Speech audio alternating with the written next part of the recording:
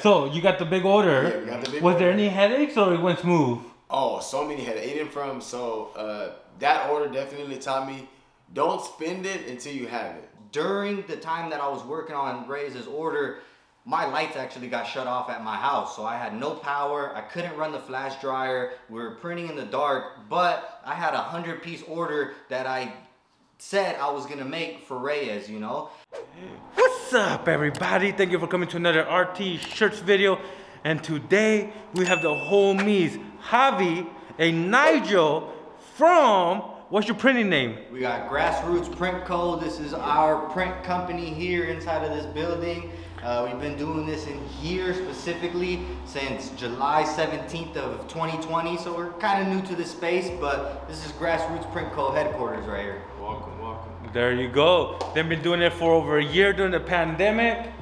And you're gonna see their setup. You're gonna hear some struggles of having a shop, because I mean, do you feel you gotta be ready to jump into a shop? Or could someone start a business in the shop from day one? I wouldn't recommend it, and I'll also say that you're never truly ready, because you never know what it's gonna be like until you jump into the space. It's like having kids. You don't know if you feel me. I was about to say that, yeah. You know, you could prepare as much as you want for having a kid, for starting a business, but at the end of the day, it's gonna happen, and you just gotta do your best to stay above the water, you know? In this video, they're gonna give us a tour of their shop. I know you don't see nothing right now, but we're gonna go in the back. That's where the magic happens. You guys ready? Yeah, let's do it. All right. So when you first walk through the door of Grassroots Print Co., you'll notice our big, beautiful washout booth. This is where we make our screens and we reclaim our screens and stuff like that. And this is right here in the front of the building, so it's the first thing that you'll see when you walk in. And then the next thing is, hopefully, aside from this, our beautiful space right here.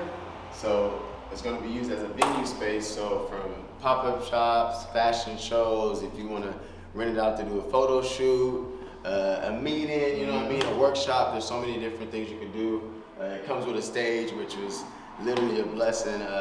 That's fate right there that it came with a stage just for us. So right now we're still getting it together, but you see it's a whole bunch of space. Next time you gotta come back, because when you come back, you know what I'm saying, you might see a basketball hoop hung up, you know what I mean, the carpet's gonna be gone, walls are gonna look a little different. So let me ask you this, I see this. You don't have customers coming to the shop? Like brand new customers, like, look, you're right there, pretty busy street. You have a sign. You don't got people coming in, knocking, be like, hey, I need some shirts. We do, but we don't rely heavily on foot traffic. We don't rely on walk-in customers. In fact, we hardly get any of it. Most of our business is coming from our Instagram, both our business Instagram and our personal Instagrams. So that door is mostly locked all the time. It's only ready for people to come in to pick up their order or to drop off merchandise. Got it, because I was gonna say you could use this as a lobby, but that's not your focus. Right. At least not yet, you know. Yeah, all right, so let's walk us to the back, man. And also, you know what, real quick too, What's up? it's gonna be used as a storefront too for our brands and other brands for our clients as well. So it's a lot we have cooking up and playing with. All right, Javi, so you got the stage right here. What for? Well, the stage is hopefully going to be used for events, for people to come up here and perform and speak and stuff like that. But when it's not being used as an event space, we actually have my girl who runs Spicy But Crafty and Spicy But Classy using this as a workstation for herself. So you can see she has a couple of supplies, a couple of props that she uses for her photos and stuff like that. Her heat press is over here, and then we got a couple of samples. So if any clients ever come in and they want to check out some of the work that we can do, or the shirts and the garments that we can provide, we have a couple of different brands here, from Gildan to Next Level, Bella Canvas, Comfort Wash, AS Color, you name it, we'll try to have it here in stock so you can see it. Independent trading for the Hades, gotta shout them out. All right, so pretty much, you guys have a minimum of screen printing, but if you get a small order, like 1 or 2 off shirts, you give it to your girl. Yep, we're handing that over to Spicy But Crafty so she can handle all the HTV, which is the heat transfer vinyl, which is great for smaller quantity orders, and it's something that she specializes in. She's way better at it than me, so let's just, you know, toss her that work whenever we get it. Yeah, it kind of worked out. So really, you guys got no minimums. Because someone hits you up, oh well, not you specifically, but this whole group, you know? The small orders, you hand it to your girl. The big orders, you guys knock out. Yep, exactly. All right, now show me the back. So coming through this door here, you'll find another wide open space, and this is where we really work. We don't spend too much time out there in the front. Most of our time is spent here running production. You can see we have a stack of t-shirts here, which are actually pretty cool. These are t-shirts for little humans. Yeah. Check these out. Preschoolers. Check these out. LAUSD. Just what we were talking about too. Like, this is the type of stuff we want to be doing. Yeah. So in here is where we handle most of the production. We have this big blue beast of a press that's just as old as I am, but works great for the work that we do here. We have where we stack our t-shirts, we have where we hold our inks and stuff like that, and just a little bit of motivation, you know, just to keep us working, something that we believe in, something that we can look up on those late nights. I mostly handle the afternoon shifts. My brother here handles the night shifts and stuff like that. So on those long nights, when he needs something to look at, you know, we got a bunch of motivation around the shop to give him that extra boost. All right. So here's the next question. I don't know if it's here, maybe in the back, a conveyor belt. Well, tell me how you make that happen. Let's see. So the conveyor belt that we're gonna get is still over there at Ryonet. So you are gonna get one. We will in the future, but they're stocking it for us. Let's just say that. Let's just say it's on hold. It's on hold. Yeah. So currently we don't actually have a conveyor dryer. We're doing it the old school way, the kind of a DIY way. We're curing with the flash dryer at the moment, and any bigger prints that we can't cure correctly with the flash dryer, we're taking it over to the spicy but crafty section and hitting it with the heat press after we're done with the order. Hey, but one thing I want to say is, you guys are making it work with what you got, you know what I mean? You're not waiting for a conveyor belt to start and grow your business. You're making it happen with what you got. That's literally our testimony, you know what I'm saying? Like, working with what we got and making it work, learning by experience, learning through failures, and just not quitting, man. Just not quitting. When you're on this journey, this marathon, that's the biggest thing is, don't let the obstacles make you quit, because you're gonna learn from it. You know what I'm saying? You learn from it, you grow, and you become a better business person. And yeah. All right. So one of my questions is, I would love to hear one of your biggest orders you've ever got. You got one? Oh yeah. Well, maybe a horror order. No, yeah. What you got? What you got for me? So our biggest order came through. It was a process, it was a journey, but. It was 816 pieces. Yeah, 816 pieces was our biggest. We did it twice. I think the first one was like 805, and then they came back a few months later to 816. And the client is a whole school district. It's Riverside Unified School District, which is really dope because that's the area I went to high school in. Yeah. So you got the big order. Yeah, we got the big Was order. there any headaches or it went smooth? Oh, so many headaches. That order definitely taught me, don't spend it until you have it. Oh, for sure. So like, you on the personal end, not even business end. We real smart with our business financial setup, but on the personal end, I was, you know what I mean, it definitely taught me, don't spend it till you get it, because we started talking about the contracts in the business in the summer of 2020, and we didn't get that first check, I think, till February or something. February 2021. Wait. Okay, so we didn't do the work yet, but yeah, Astrid, go ahead. So they hit you up or you hit them up? They hit us up. Okay, so and then they're like, we want 800 shirts. Talked about the contract. You guys signed it or not yet? So you know what? We still haven't actually signed the actual contract. Yeah, it wasn't a contract. If anything, it was just more going towards the invoicing and stuff like that. Okay. So the partnership more so. Yeah. So the way it went down was my partner here has his own brand called Just Be Dope Lifestyle. So the director of the school district bought a shirt, liked the quality of the shirt, found out that he makes the shirts, reached out and said, hey, can we do something with your brand? Is that something that's possible? So after lots of back and forth, after meetings, because you know it's school district, it's a budget, they gotta go propose it. There's a lot of things that went into that order. So finally, when we were able to get it, it was after a lot of back and forth communication, a lot of approvals, and then we still had to buy all of the t-shirts. We still had to try to source as much as we can because some of the sizes weren't available in the colors that we needed. So there was a couple of headaches that went onto it, but being that it was our first big order, it's no no surprise that there were headaches and that there were things that kind of made it difficult for us to get done. But at the end of the day, one thing that we always know is we're willing to do the work. So the work was done, the order was there, they were super happy with it, so much so that they came back maybe a month or two later and reordered all over again. Okay, so you finished the first order, you got the approval, but they didn't pay you yet. So with schools, what's interesting is you're not gonna get paid till it's so what's crazy is when I first sent them the invoice, they responded, okay, we're not gonna pay you until we get the shirts. So that was the first real big struggle. Was we're excited, I got the invoice, and we're like, well, we're small on business. We can't. That's you gotta think that's 806 shirts times $3.40, maybe $3.50. You know what I'm saying? 2,000, 2,500, and just on the shirt. Just on the shirts. Just on the labor, you know, the ink, everything. So that was like, all right, damn, this isn't gonna work. So, but we communicated that to them, and they ended up working with us. Since it was custom, they were able to work out. We got paid 30% up front. So that's how our school situation is. So we were able to at least get the shirts, and then after we finished, it was still definitely another wait for them to cut the remaining 70% check. And that was like another wait as well. Wait. But, okay, you did it during the summer. You got the approval, what, August, September? No, so I would say the back and forth communication started in definitely like literally around the time getting the shop, July, August. And then, so by September, October, we're like, cool, we're about to start printing this now, because we did everything on our part. Yeah. You know what I mean? And it was never anything on our end, which is fine. You know, it's a school, it takes time. Then approvals back and forth. One specific high school, it was a district. It wasn't just one high school. One specific high school wanted their own custom. Instead of using my design, they wanted their own custom design.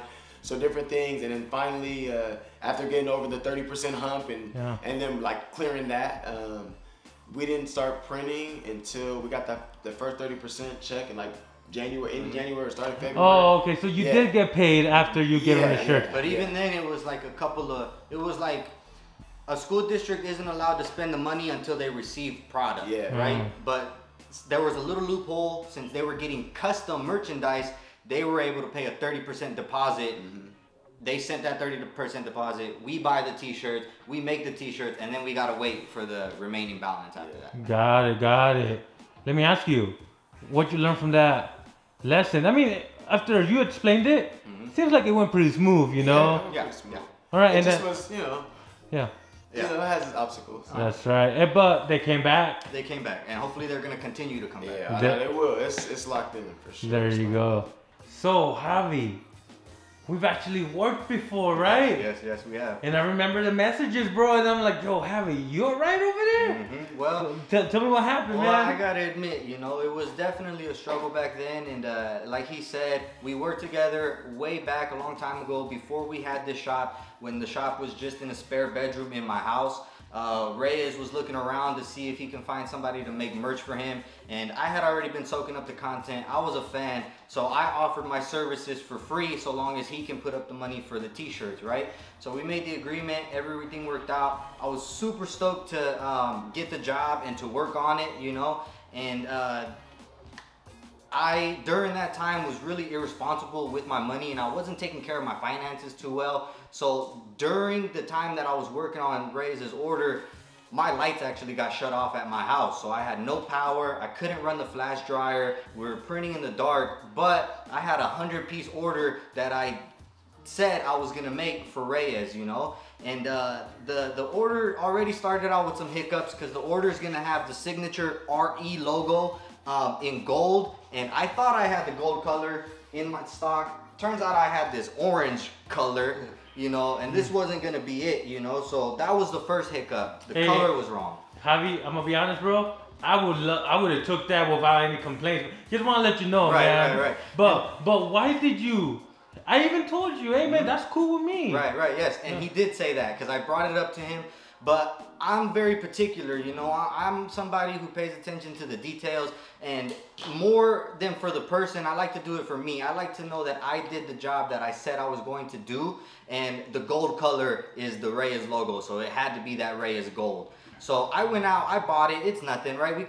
There's inks, there's all types of colors of inks available, so we got it, right? And the second hiccup is, like I said, come home one day, try to turn the lights on, nothing happens, yo. My power was shut off, but I was in the middle of this order. So what I did is, me quick thinking and me being in it to win it, right?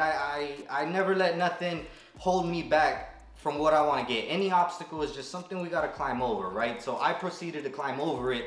We went to the Home Depot, we bought an extension cord. I plugged that extension cord into the laundry room of our apartment building, and I run the extension cord into our house to power our flash dryer. And that's how I got the order done for Reyes, you know? So we're printing all up into the night. I got flashlights hanging off of the ceiling so that I can see what I'm printing and stuff like that. And the reason I want to bring up this story is because Reyes asked the question of, what was the hardships that came with your biggest order? Now, Reyes' order wasn't our biggest order, but it was a very important order to me because I'm a fan, right? And there was no way I was gonna let that be the reason that Reyes doesn't get the product that I told him I was gonna get to him. So with that being said, we go from being in a place where I have to print with an extension cord and flashlights off of the ceiling to being in the shop with my brother that we got together, man. And this just goes to show you that if there's no quit in you, there's no limit to how much you can achieve. And I got those shirts done. I got them sent out to Reyes. Reyes was cool the whole time, you know, going back and forth and responding to him. He was super understanding. And then he posted those shirts, and next thing you know, my page increases by like 70 or 80 followers, you know. And that was kind of the first time that people started following me as a screen printer. And from then on, if you check my page right now, it's screen printing, because that's exactly what I am, you know, a screen printer, you know what I'm saying? And I'm just thankful for the opportunity. I'm thankful that I was able to get to that. And I just want you to know that if you're trying to do something like this, don't look at us and say, oh man, look at those guys got that big old building. Look at us and say, we came up from the mud and we built this with our bare hands. Even when we didn't have no power, the power was inside of us. You know what I'm saying? And with that, we were able to manifest all of this stuff that we have around us that took time to get. But when you put the time in, look at what you get. That's you know what right. I'm saying? So big thank you to Reyes. Big thank you to my brother here for being along with us the whole way. I mean, it's been me and him since the jump. You know what I'm saying? And we're going to keep this thing rocking. You feel me? It's Grassroots Print Co. It's ingenuity. It's black and brown owned. And it's built from the ground up. Literally. Hey, you getting trouble by your manager? She was like, hey, where's this wire going Well, to? she did, but also she's cool with me because I don't cause no trouble with her, you know what I'm saying? So she came and was like, what is going on here? And I just didn't say nothing. So if they ain't knocking on my door, I ain't opening for them, you know what I'm saying? So it worked out, we were able to get it done. The power was turned back on, you know what I'm saying? We were able to make it happen, and that was a long time ago. We're far from that place, but I just want to say we were in that place one time. And if you ever find yourself in a place like that, just know, man, if you got the power inside of you, you're going to be able to climb up out of that. All right, man, one thing I want to ask you is, Beautifully said, my brother. your shop, you come from a bedroom to a shop. What has been your biggest struggle so far with the shop? You feeling that pressure? You know, because how much is your rent over here? Well, we're paying just under $2,000 for this space, and I would say if any pressure, that is our biggest pressure. Yeah. Just making sure we keep the rent paid, baby. Keep the lights on. You know, if we can take care of that, then we can come in here and we can work.